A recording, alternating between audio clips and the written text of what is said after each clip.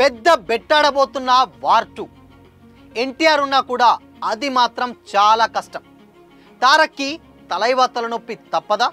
ఆ విషయాలేంటో తెలుసుకుందాం.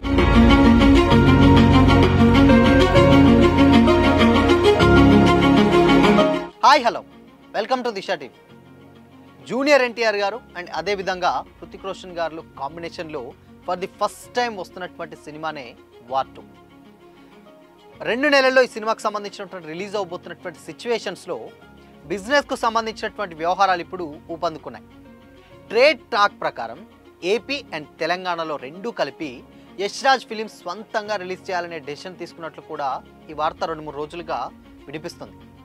అయితే థియేటర్ వాల్యూ దాదాపు 90 కోట్ల దాకా ఉంటుందని కూడా ఇన్సైడ్ వర్గాల టాక్.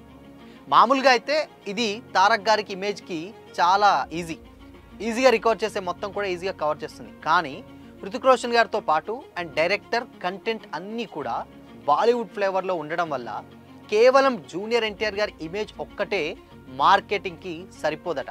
ఇతర ప్రొడ్యూసర్లకు డబ్బింగ్ హక్కులు అమ్మేయడం వల్ల యష్ రాజ్ ఫిలిమ్స్ సంబంధించినటువంటి సంస్థకి ఎక్స్పెక్ట్ చేసిన డబ్బులను ఈజీగా రాబట్టుకోవచ్చట. కానీ స్వంతంగా రిలీజ్ చేయడం ద్వారా రిస్కులను ఎదుర్కోవాల్సి ఉంటుంది అని కూడా టాక్ నడుస్తుంది. మెయిన్గా గట్టి కాంపిటీషన్లో ఉన్నటువంటి కూలీని తట్టుకోవడం అంత ఈజీ కాదు. ప్రమోషన్ల పరంగా చూస్తే వార్ 2 డైరెక్టర్ అయాన్ ముఖర్జీ గారి కంటే కూలీ డైరెక్టర్ లోకేష్ కనగరాజ్ గారు అన్ని రకాలుగా డామినేట్ చేసి చూపిస్తున్నారు. బ్రాండ్ పరంగా కూడా సౌత్లో ఎక్కువ క్రేజ్ ఉన్నది లోకేష్ గారికి. అండ్ ఇక రజనీకాంత్ గారితో పాటు అటు నాగార్జున గారు అండ్ ఉపేంద్ర గారు, అమీర్ ఖాన్ గారు లాంటి స్టార్ క్యాస్ట్గా ఉండడంతో విపరీతంగా బజ్ని పెంచేస్తున్నాయి కూలీ మీద. అండ్ ఇక ఇలాంటి సిచ్యువేషన్స్లో వార్ 2 తన టాలెంట్ని అంతా చూపించాల్సి ఉంటుంది. ప్రమోషన్ల వరకు తారక్ గారు ఎంత ముందుండి నడిపించినా అదొక్కటే చాలదు. ఇన్ కేస్ ఒకవేళ ఇదే తన సోలో సినిమా హీరో అయ్యుంటే డెఫినెట్గా దేవర్ లాంటి లెక్క వేరేగా ఉండేది.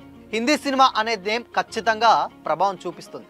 అందులోనూ స్పై బ్యాక్డ్రాప్ కావడంతో తెలుగు మాస్ జనాలకు అండ్ ఆకట్టుకోవడం ఒక రకంగా పెద్ద సవాలే. అండ్ ఇక దీన్ని యష్ రాజ్ ఫిలిమ్స్ వాళ్ళు ఎలా దాటుకుంటారో చూడాలి.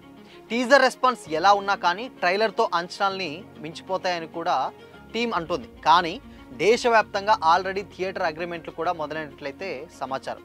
సో మొత్తంగా ఇక్కడ ఏమవుతుందంటే అటు వార్ 2కి ఏదైతే ఉందో వార్ 2కు ఉన్నటువంటి బజ్ మెయిన్గా తెలుగులో ఆర్ సౌత్లో కూడా ఎక్కువగా జూనియర్ ఎన్టీఆర్ గారి వల్ల.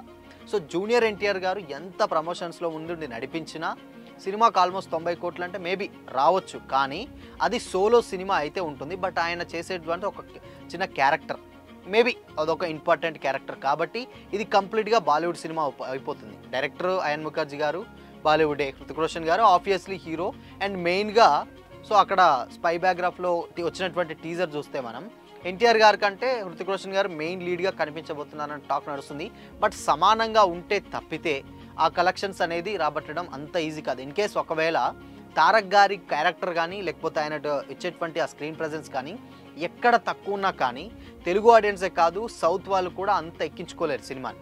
డెఫినెట్గా అదొక బిగ్ మిస్టేక్ అయిపోతుంది. ఎందుకంటే అక్కడ మెయిన్గా ఇక్కడ సౌత్లో ఆడేది ఎన్టీఆర్ గారు వాళ్ళని. బట్ ఎన్టీఆర్ గారి క్యారెక్టర్ అనేది ఇక్కడ చాలా important. And same time okay ఇప్పుడు ఎన్టీఆర్ గారి క్యారెక్టర్ లేకుండా అట్లీస్ట్ ఎన్టీఆర్ గారి కోసమన్నా థియేటర్ దాకా వెళ్తారు అండ్ ఫ్యాన్స్ వెళ్తారు. బట్ కామన్ ఆడియన్స్ విషయానికి వచ్చినట్లయితే ఇక్కడ ఇంకో పెద్ద తలనొప్పి ఏంటంటే సేమ్ అదే డేట్న కూలీ రాబోతుంది.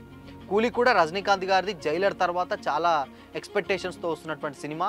అండ్ టాలీవుడ్ నుంచి వెళ్ళి నాగార్జున గారి ఫ్యాన్స్ బేస్ డెఫినెట్గా ఎంతో కొంత ప్రభావం చూపుతుంది. అటు కన్నడ నుంచి వెళ్ళి ఉపేంద్ర గారి ఫ్లేవర్ చూపుతుంది. అండ్ ఇక బాలీవుడ్ నుంచి వెళ్ళి అమీర్ ఖాన్ గారిది కూడా చూపుతుంది. సో ఇంతమంది స్టార్ క్యాస్ట్ ఉండడం వల్ల కూలీకి ఎక్కువగా ఓటేసే ఛాన్స్ ఉంటుంది. అండ్ డెఫినెట్గా లోకేష్ కనగరాజ్ గారు అంటే ఆల్మోస్ట్ సౌత్లో మొత్తం అందరికీ తెలుసు, ఈవెన్ బాలీవుడ్లో కూడా తెలుసు.